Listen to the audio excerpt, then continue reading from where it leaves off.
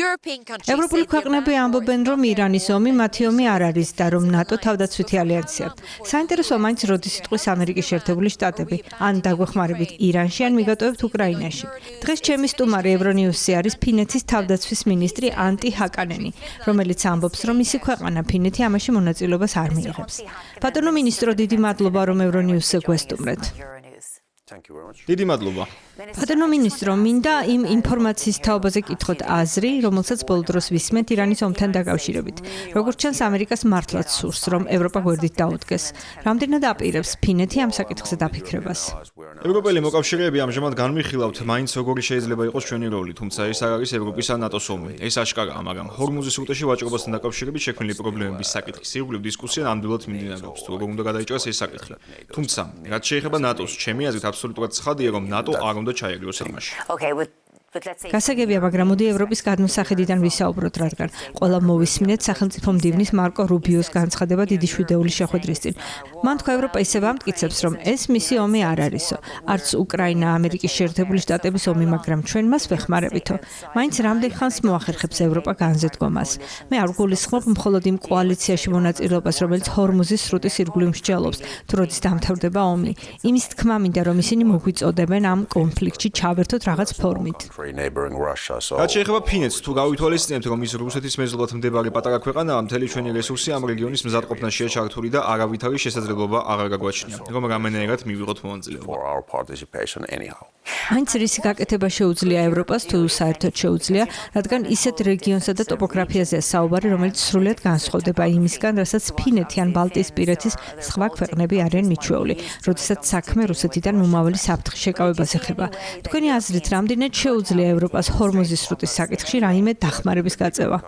ჩემი აზრით, დასავლეთ ევროპის დიდი ქვეყნები, რომელთაც დიდი საზღვაო ფლოტი ჰყავთ, სწორედ ახლა მსჯელობენ ამ საკითხზე და გარკვეული განცხადებებიც გააკეთეს. რაც შეეხება ფინეთს, ჩვენ ბალტიის ზღვაზე მოქმედებას ვართ მიჩვეული, რომელიც საკმაოდ წყალმარჩხია და მთელი ჩვენი რესურსი სწორედ ბალტიის საგუშაგოსა და იქ მიმდინარე მზადყოფნის ოპერაციებს ხმარდება. ასე რომ, ნამდვილად არ შეგვიძლია სხვა არჩევანის გაკეთება და ამ მხარეში ჩვენი პრინციპების შეცვლა. მაგრამ არ მიგაჩნიათ, რომ ევროპელებმა სულ მცირე უნდა სცადონ და დაეხმარონ ამერიკელებს ასეთ დროს, რადგან ჰორმუზის სრუტის ჩაკეტვა საკმაოდ დიდი დარტყმა ევროპაზე. იმის თქმა მინდა, რომ შესაძლოა ეს არ არის ევროპის ომი, მაგრამ ის აისახება ევროპაზე. რა თქმა უნდა, ვიცით, რომ ეს ომი ძალიან დიდ ზიანს აყენებს ევროპას. სწორედ ამიტომ მსჯელობს ახლა რამდენიმე ქვეყანა თუ რისი გაკეთება შეუძლიათ ისე, რომ არ ჩაერთონ საომარ მოქმედებაში, მაგრამ მშვიდობის დამყარების შემდეგ შეძლონ რაღაც. რამდენიმე ქვეყანა დამოუკიდებლად აფასებს ახლა ვითარებას, მაგრამ რაც შეეხება ფინეთს, იმაჩნია, რომ ჩვენი ძირითადი პასუხისმგებლობა არის რუსეთის საზღვარი და ბალტიის ზღვა. და არ გვაქვს მეტი რესურსი ან შესაძლებლობა, რომ ყურადღება სხვა რამეზე გადავიტანოთ. ბოლო დროს მედიაში მოვისმინეთ ინფორმაცია, რომ უკრაინის პრიორიტეტული მოთხოვნების სიის ეგრეთ წოდებული პურლის მექანიზმის ფარგლებში უკრაინისთვის განკუთვნილი სასიცოცხლოდ მნიშვნელოვანი სამხედრო აღჭურვილობა, რომელსაც ევროპა ამერიკის განყიდულობს, შესაძლოა ირანში გადაიტანონ, რადგან იქ ომი გრძელდება და ეს აზრი ნამდვილად არ არის მოკლებული ლოგიკას, რადგან ამერიკელები უამრავ რაკეტას იყენებენ, პატრიოტის თავდაცვის ძალიან ბევრ სისტემასა და საბრძოლო აღჭურვილობას ხარჯავენ მიმდინარე ომში. ეს საკითხი არ გადარდებთ? რა თქმა უნდა, ამჟამად ვაწარმოებთ დიალოგს ნატოს სხვა ქვეყნებსა და ამერიკას შორის თუ გავითარება ამ მხრივ. ფინეთმაც მიიღო ერთხელ მონაწილეობა ამ პურლის სისტემაში და რაც უკრაინას დაჰყიდნენ, ის უკრაინაში უნდა წავიდეს. ეს აშკარაა. კი ბატონო, მაგრამ როგორ გადაამოწმებთ ამას? როგორ გადააზღვევთ, რომ ნამდვილად ასე მოხდება ამ შემთხვევაში? იარაღი ხომ ამერიკის ხელშია. მათ კი ახლა ირანთან ცხელი კონფლიქტი აქვს მთელი რეგიონის მასშტაბით და მათ შესაძლოა თქვან, რომ იცით რა, თქვენ ეს აღჭურვილობა უკრაინისთვის რამდენიმე თვის წინ შეიძინეთ. ჩვენ კი ახლა სულ სხვა მდგომარეობაში ვართო. რაც შეეხება ევროპისა და ამერიკის თავდაცვის ინდუსტრიას, ასევე ახლო აღმოსავლეთს და აზიელ პარტნიორებს. ჩემი აზრით, საერთო სურათი ასეთია, რომ ყველა ჩვენგანმა უნდა დააჩქაროს საკუთარი თავდაცვის პოტენციალის განვითარება და გააფართოვოს მაგალითი. რადგან შესაძლოა მომავალში კიდევ მოხდეს ისე, რომ ორი პრობლემური სცენარი განვითარდეს პარალელურად და ორივეს მაგალითად ძალიან დიდი დოზით დასჭირდეს საჰაერო თავდაცვა.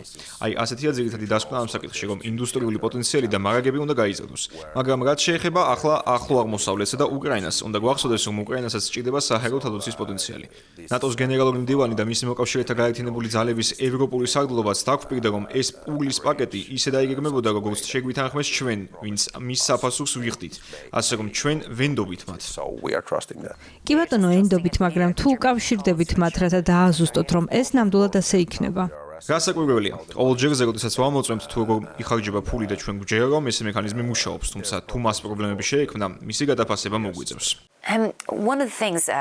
ბოლო რამდენიმე კვირის განმავლობაში ირანის ომის შედეგად კიდევ ერთი რამ მოხდა. ამერიკამ გადაწყვიტა რუსეთის ნავთობზე სანქციები მოეხსნა, რაც იმას ნიშნავს, რომ ახლა პუტინს მილიონობით დოლარის შოვნა შეუძლია, რათა უკრაინაში ომი გააგრძელოს და ნატოსაც ავნოს. რა სიტყვით ამაზე? თითოეული ქვეყანა დამოუკიდებლად იღებს გადაწყვეტილებას, მაგრამ მოდი პირდაპირ ვთქვათ, რომ რუსეთი ბოლო 20 წლის განმავლობაში ევროპისთვის მოცემული ნავთობიდან მიღებულ მთელ შემოსავალს სამხედრო პოტენციალის გასაძლიერებლად იყენებდა. ამ სამხედრო ძალით დაესხა თავს უკრაინას და ახლა ევროპასაც იმოხება. ჩვენ გადავიხადეთ ამის ფული, ასე რომ გულწრფელად ვთქვათ, რაც ხდება. რუსეთი დიდ ნავთო კომპანიას ჰყავს, რომელსაც უზარმაზარი არმია ჰყავს. ნავთობიდან მიღებული შემოსავლების გარეშე ისინი ვეღარ შეძლებენ ამ ომის წარმოებას. ნავთობზე სანქციების მოხსნა რუსული ომის მანქანის დახმარებას ჰყავს. უკრაინის ომის შემდეგაც იგივე ვითარება დარჩება. და ნატოს ფარგლებში ახლა იმაზე ვფიქრობთ, რომ რუსეთი შესაძლოა უკრაინის ომის შემდეგაც აგრესიული იყოს და თუ რამდენად დიდი იქნება ეს საფრთხე, დამოკიდებულია ნავთობის შემოსავლებზე. თუ სამშვიდობო შეთანხმების დადებისთანავე მოხსნის სანქციებს და პუტინი უზარმაზარ შემოსავალს მიიღებს ძალიან სწრაფად, რა თქმა უნდა, რუსეთში სამხედრო რეფორმა დაჩქარდება და საფრთხეც გაიზრდება. ამიტომ მოდი ნათლად ვთქვათ, რომ ეს არ არის რაღაც ახალი. საბჭოთა კავშირიც ასე იქცეოდა. ამიტომაც არის სანქციები სასიცოცხლოდ მნიშვნელოვანი ევროპისთვის. მაშინ რას ვფიქრობ დონალდ ტრამპზე ნატოს მოკავშირეზე, რომელიც ნატოსა და უკრაინას უფრო დიდი საფრთხის ქვეშ აყენებს? მიუხედავად იმისა, რომ ეს სანქციები რუსეთის წინააღმდეგ მიმართული უსაფრთხოების პოლიტიკის მნიშვნელოვანი ნაწილია. მაგრამ ეს აღარ წარმოადგენს საფრთხეს ამერიკისთვის. ჩემი აზრით, ნატოში ახლა მთავარი გამოწვევა ის არის, თუ როგორ დავაჩქაროთ თავდაცვის ინდუსტრიის განვითარება და გავაფართოვოთ თავდაცვის პოტენციალი. გასაკვირველია და ამ კუთხით ჩვენ ზუსტად იმ პოზიციაზე ვდგავართ, სადაც ამერიკა. მაგრამ სანქციების პოლიტიკა ძალიან მკაფიო უნდა გქონდეს, რადგან თუ კი სანქციებს მოუხსნით, ეს გააძლიერებს რუსეთის ეკონომიკასა და რუსეთის არმიას უკრაინაში და ამავე დროს ნატოსაც გაიზრდება საფრთხე. ასე რომ ეს საკმაოდ კომპლექსური პრობლემაა. რას ფიქრობთ ბარტ დე ვევერის ბელგიის პრემიერ-მინისტრის კომენტარებზე? მან განაცხადა, რომ ვეღარ მოვახშობთ რუსეთის ეკონომიკას, რადგან ამერიკამ ნავთობზე სანქციები მოხსნა და რომ ახლა უკვე დროა მოლაპარაკებები ვაწარმოოთ პუტინთან. იცით, უკრაინის ომის შემდეგ სულ ევროპაში მაინც ყველამ სერიოზულად უნდა აღიქვას რუსეთისგან მომავალი სამხედრო საფრთხე. სანქციების მოხსნა კი მხოლოდ დააჩქარებს ამ საფრთხეს. ნუ იქნებით გულუბრყვილონი, 2022 წლის თავდასხმამდე არსებული მდგომარეობა აღარ დაბრუნდება. რა თქმა უნდა, ვცდილობთ რუსეთთან დიპლომატიური და მეგობრული ურთიერთობა გქონდეს, მაგრამ მოდი პირდაპირ ვთქვათ, ისინი საომარ მდგომარეობაში არიან და შესაძლოა აგრესიულები იყვნენ. ამიტომ თუ კი სანქციებს მოუხსნით, ეს საფრთხე დაჩქარდება და ევროპის თავდაცვის პერსპექტივაში მივიღებთ ისეთ რეალობას, როდესაც სასწრაფოდ მოგვიწევს ჩვენი თავდაცვის განვითარება. ამიტომ ცოტა არ იყოს ფრთხილად ვართ ასეთ ცეცხლთან.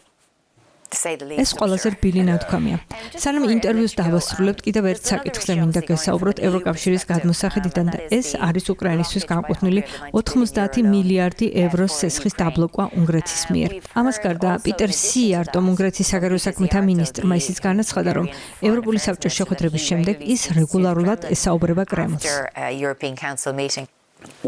ოჰო, ამგვარი ქმედებით ისინი ერთგვარად ომის მცდარ მხარეს ეხმარებიან. ყველამ უნდა გააცნობიეროს, რომ რუსეთი მხოლოდ უკრაინისთვის არ წარმოადგენს საფრთხეს. მათ შეუძლიათ ძალიან დიდი საფრთხე შეუქმნან ევროკავშირის წევრებსაც. ამიტომ ისეთი ტიპის პოლიტიკა, როგორცაც ახლა უნგრეთი აწარმოებს, მხოლოდ რუსეთს უჭერს მხარს. და ეს ახალი ამბავი, როგორც მედიაში ითქვა, რომ ისინი ინფორმაციასაც აწვდიან რუსეთს, მართლაც ძალიან მძიმეა.